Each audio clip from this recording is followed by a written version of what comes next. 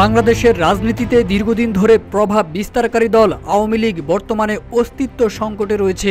কোনোভাবেই রাজনীতির ময়দানে জায়গা পাচ্ছে না দলটি। সামাজিক যোগাযোগ মাধ্যম কিংবা টকশোতে সক্রিয় হতে চাইলেও সেখানেও বুলিংয়ের শিকার হচ্ছে পদে পদে। 2024 সালের রাজনৈতিক পট পরিবর্তনের পর দলটি নতুন করে সংগঠিত হওয়ার চেষ্টা চালালেও তাদের পুনরুত্থান সহজ হবে না বলে মনে করছেন বিশেষজ্ঞরা। সম্প্রতি কাতার ভিত্তিক গণমাধ্যম আল জাজিরার সঙ্গে এক সাক্ষাৎকারে সংবিধান সংস্কার কমিশনের প্রধান ও রাজনৈতিক বিশ্লেষক আলী রিয়াজ আওয়ামী লীগের ফিরে আসার সম্ভাবনা নিয়ে আলোচনা করেছেন। তার মতে আওয়ামী লীগের পুনরুত্থান নির্ভর করবে 4টি গুরুত্বপূর্ণ শর্ত পূরণের উপর।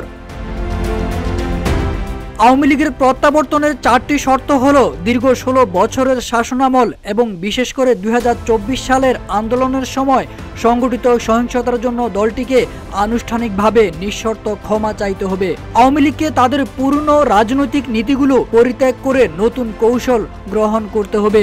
শেখ হাসিনা সহ তার পরিবারের কোনো সদস্য নেতৃত্বে না থাকলে দল পুনর্গঠনের সুযোগ পেতে পারে।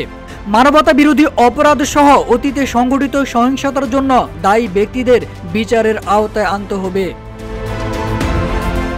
আলী রিয়াজের মতে 2024 সালের আন্দোলনের সময় যারা গণহত্যার সঙ্গে সরাসরি জড়িত ছিল তাদের বিচার হতে হবে। শেখ হাসিনাও এর অন্তর্ভুক্ত। এসব শর্ত পূরণ হলেই আওয়ামী লীগের রাজনীতিতে ফেরার বিষয়টি বিবেচনা করা যেতে পারে। এদিকে দলের বিদেশে থাকা শীর্ষ নেতারা বিভিন্ন সামাজিক যোগাযোগ মাধ্যম ও টকশোতে কর্মীদের পুনর্গঠনের আহ্বান জানাচ্ছেন। তবে মাঠ পর্যায়ের নেতাকর্মীরা তা সেভাবে গ্রহণ করছেন না। অনেকে প্রশ্ন তুলছেন, বিদেশে নিরাপদে থেকে বক্তব্য দেওয়া সহজ, কিন্তু দেশে কর্মীরা কঠিন বাস্তবতার মুখোমুখি। আওয়ামী লীগের একাংশ মনে করছে ডক্টর ইউনূসের নেতৃত্বাধীন সরকার ব্যর্থ হলে তারা রাজনৈতিকভাবে লাভবান হতে পারে, তবে বাস্তবতা ভিন্ন।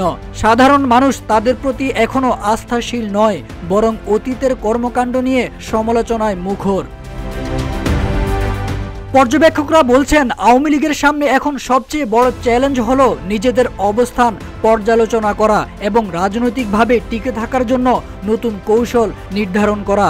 তবে শর্তগুলো পূরণ না করলে তাদের প্রত্যাবর্তন কঠিন হবে। তারেক আজিজ খান, রূপালী বাংলাদেশ।